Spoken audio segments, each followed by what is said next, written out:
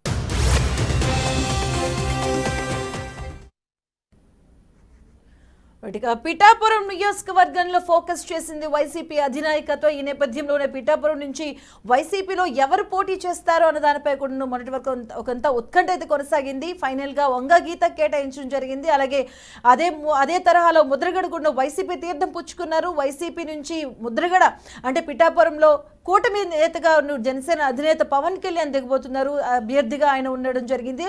So Pawan Kalyan మీదకి అభ్యర్థిగా ఎవరిని నిలిచిపెడతారో అన్న దానిపైన ఉత్కంఠ కొనసాగింది. మొన్న వైసీపీ లిస్ట్ లో ఫైనల్ గా అయితే గీత పేరు రావడం జరిగింది. ఫైనల్ గా ఇప్పుడు పిఠాపురం నుంచి అయితే ప్రత్యేక ఫోకస్ అవడం జరిగింది. రైట్, ఇదే అంశానికి సంబంధించిన పూర్తి అప్డేట్స్ మా కరెస్పాండెంట్ శ్రీనివాస్ లైవ్ ద్వారా అందిస్తారు. Over to Srinivas.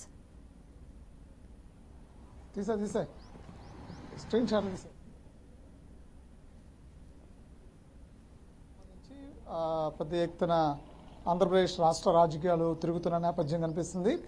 పవన్ కళ్యాణ్ ఎప్పుడైతే పిఠాపురం నుంచి పోటీ చేస్తున్నారని చెప్తూ ఉన్నారో అప్పటి నుంచి కూడా ఇటు వైసీపీ పెద్ద ఎత్తున పవన్ కళ్యాణ్ చెక్ పెట్టేందుకు పూర్తి స్థాయిలో కాపుకు సంబంధించిన నేతలు ఎవరైతే ఉన్నారో వాళ్ళందరినీ కూడా వైసీపీ గూటికి చేర్చుకున్నటువంటి నేపథ్యాన్ని చూస్తూ ఉన్నాం. అయితే మరో పక్క నుంచి ముఖ్యమంత్రి ఏదైతే పొలిటికల్ స్ట్రాటజీ ఉందో ఆ స్ట్రాటజీలో పవన్ కళ్యాణ్ మీద పిఠాపురంలో పోటీ చేసేందుకు మహిళా అభ్యర్థిని వంగగీతాన్ని పోటీ చేయించడం జరిగింది. అంతేకాకుండా పిఠాపురం నుంచి బలమైనటువంటి నాయకులు ఎవరైతే ఉన్నారో నాయకులందరూ కాపు సామాజిక వర్గానికి సంబంధించిన నాయకులు ఎవరైతే ఉన్నారో వాళ్ళందరినీ కూడా వైసీపీ తమ గూటికి తీసుకొచ్చుకున్నటువంటి పరిణామాలు కూడా చూస్తూ ఉన్నాము. మొదటిగా మనం చూసినట్లయితే నెల 15వ తారీఖున ముద్రగడ పద్మనాభం తమ కుమారుడితో కలిసి వైసీపీ తీర్థం పుచ్చుకోవడం, అంతేకాకుండా పిఠాపురంలో పవన్ కళ్యాణ్ ఓటమికి పూర్తి స్థాయిలో పనిచేస్తాను, వంగగీత గెలుపు కోసం పనిచేస్తామని చెప్పడం, అంతేకాకుండా ఏదైతే కోనసీమ జిల్లా ఉందో కోనసీమ జిల్లాలో పూర్తి స్థాయిలో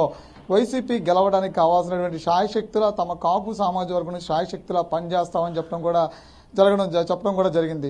మరో పక్క నుంచి ఈ రోజు చూసినట్లయితే అదే వంగవీటి నరేంద్ర నిన్నటిదాకా బీజేపీలో కొనసాగారు. ఆయన బీజేపీ నుంచి విజయవాడ కాన్స్టిట్యున్సీలో కూడా పోటీ చేయడం జరిగింది. అయితే ఈయన రీసెంట్గా ఇదే రోజు ఆయన టీడీపీలో వైసీపీలో చేరడం జరిగింది. కొద్దిసేపటి కిందటే జగన్మోహన్ రెడ్డి సమక్షంలో వైసీపీలో చేరడం కూడా జరిగింది. అయితే ఆయన కూడా పూర్తి స్థాయిలో ఏదైతే ఈ పొత్తుల వ్యవహారం ఉందో పొత్తుల వ్యవహారాన్ని పూర్తిగా వ్యతిరేకిస్తున్నామని చెప్తున్నటువంటి నేపథ్యం. మొదట్లో కూడా ఇటు హరిరామ జోగి కావచ్చు, ఆ హరిరామ జోగి కుమారుడు సూర్యప్రకాష్ కావచ్చు, అదేవిధంగా ముద్రగడ పద్మనాభం కావచ్చు, కాపు సంక్షేమం కోసం అదేవిధంగా కాపు ఉద్యమాల కోసం సుదీర్ఘకాలం పోరాటం చేసినటువంటి నేతలు ముద్రగడ కుమారుడు గిరి కావచ్చు, అదేవిధంగా ఈరోజు వంగవీటి నరేంద్ర కావచ్చు.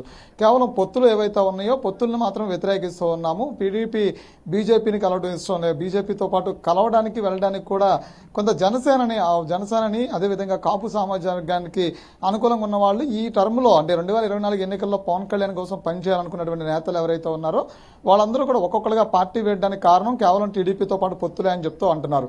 మరో పక్క నుంచి చూసినట్లయితే కనుక కేవలం చంద్రబాబు నాయుడు టీడీపీ హయాంలో జరిగినటువంటి వంగవీటి రంగ హత్య ఏదైతే ఉందో దాన్ని పునఃపరిశీలించకుండానే కాపులకు అన్యాయం చేసినటువంటి ఏదైతే టీడీపీ పార్టీ ఉందో, స్వార్థపూరితమైన పార్టీ ఏదైతే ఉందో ఆ పార్టీలో వంగవీటి రాధా వెళ్ళడానికి కూడా వాళ్ళు వ్యతిరేకిస్తున్నారు. అంతేకాకుండా ప్రస్తుతం కాపుల్ని వ్యతిరేకించినటువంటి పార్టీ ఏదైతే ఉందో ఇది టీడీపీ పార్టీ, దానిలో వంగవీటి రాధా కొనసాగడం కానీ అదేవిధంగా పవన్ కళ్యాణ్ ఆ పార్టీతో పొత్తులు పెట్టుకుని ముందుకెళ్ళడం కానీ వ్యతిరేకిస్తున్నామని చెప్తున్నటువంటి నేపథ్యం చూస్తున్నాము. ఈ నేపథ్యంలోనే పిఠాపురానికి సంబంధించి ఈరోజు వంగా గీత, అదేవిధంగా ముద్రగడ పద్మనాభం, అదే చూసినట్లయితే కనుక వంగవీటి నరేంద్ర వీళ్ళ ముగ్గురు కూడా ఈరోజు ముఖ్యమంత్రిని కలవడం జరిగింది. మొత్తం కూడా పిఠాపురానికి సంబంధించి పవన్ కళ్యాణ్ ఏదైతే పొత్తుల వ్యవహారంలో ముందుకెళ్తూ కాపుల్ని మోసం చేశారని చెప్తున్నారు. ఇదే అంశాన్ని గతంలో కూడా సీనియర్ నేత అయినటువంటి హరిరామ్ జోగి కూడా చెప్పడం జరిగింది. అదే కాకుండా ముద్రగడ పద్మనాభం కూడా చంద్రబాబు నాయుడుతో కలిసి వెళ్లేటువంటి ప్రయత్నం చేయొద్దు అని చెప్పారు. ఒకవేళ వెళితే కనుక అది పవర్ షేరింగ్ ఉండాలి, అదేవిధంగా సీట్ల పంపిణీలో కూడా 50% ఉండాల్సిందే అని చెప్పంటూ కూడా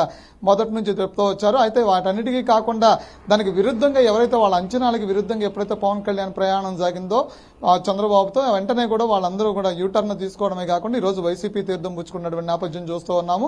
మరి రానున్న రోజుల్లో కూడా పిఠాపురం నుంచి పెద్ద ఎత్తున వైసీపీకి చేరుకులుంటాయి జనసేన నుంచి అని ఇప్పటికే కొంతమంది వీర మహిళలు కూడా వైసీపీలో జారుతున్నటువంటి నేపథ్యం ఉంది. ఈరోజు వంగా గీతతో కూడా కలిపి వీరమహిళ జనసేన తరపు నుంచి వీరమహిళ గతంలో 2019లో పిఠాపురం నుంచి పోటీ చేసినటువంటి వీరమహిళ ఎవరైతే ఆమె కూడా ఈ రోజు వైసీపీ తీర్థం పుచ్చుకోవడం జరిగింది. కాబట్టి రానున్న రోజుల్లో పవన్ కళ్యాణ్ ఓటమికి సంబంధించి పిఠాపురం నుంచి పెద్ద ఎత్తున చేరుకులుంటాయని కూడా వైసీపీకి చెప్తున్నటువంటి నేపథ్యం కనిపిస్తుంది. మధు శ్రీనివాస్, ఇప్పుడు 2019లో ఎవరైతే జనసేన నుంచి పిఠాపురం నుంచి శేష్ కుమార్ అభ్యర్థిగా ఉన్నారు, ఇప్పుడు ఆమె వైసీపీ తీర్థం పుచ్చుకున్నారు. అలాగే ఈ రోజు ముద్రగడ కూడా కలిశారు, వంగ గీత కేటాయించారు. బట్ ఏవైనా చేర్పులు మార్పులు ఉండే అవకాశాలు ఉంటాయో వైసీపీ విషయానికి సంబంధించి?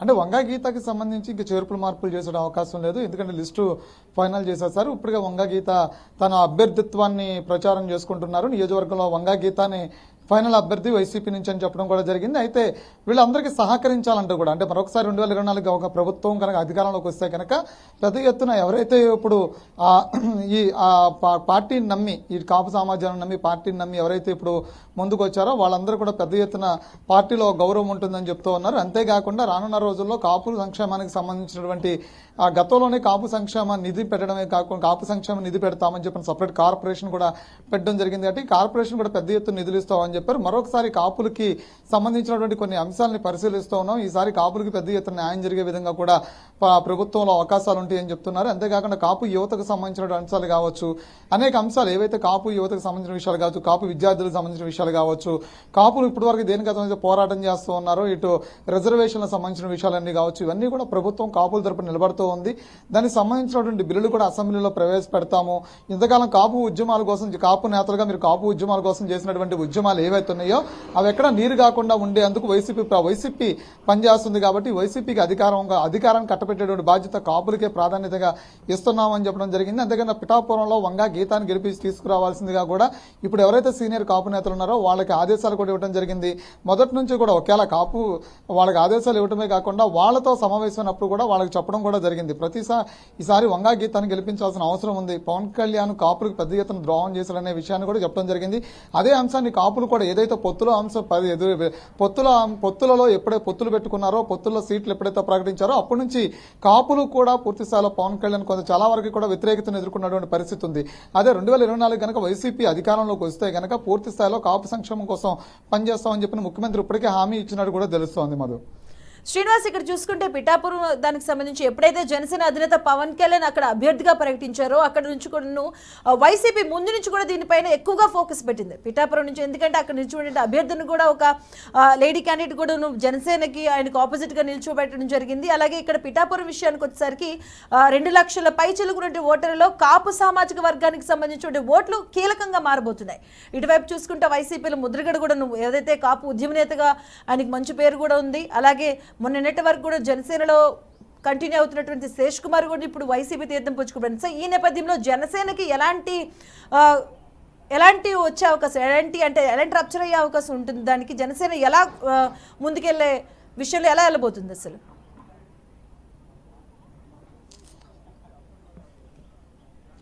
అంటే దాదాపుగా 2 లక్షల పై ఓట్లు ఉన్నటువంటి ఏదైతే పిఠాపురం నియోజకవర్గం ఉందో అక్కడ 91,000 మంది కాపు సమాజానికి సంబంధించినటువంటి ఓట్లు కూడా ఉన్నాయి. అయితే ఈ కాపు సమాజానికి సంబంధించిన ఓట్లు ఏవైతే ఉన్నాయో అవి గతంలో కూడా పెద్దగా చీలినటువంటి పరిస్థితి లేదు. గతంలో 2019లో కూడా అక్కడ వైసీపీ అభ్యర్థి గెలవడం జరిగింది. అక్కడ టీడీపీ నుంచి వర్మ పోటీ చేయడం, వర్మ కూడా సెకండ్ ప్లేస్ లో ఉండడం జరిగింది. అదే 3వ స్థానంలో మాత్రమే జనసేన అభ్యర్థి కొనసాగారు.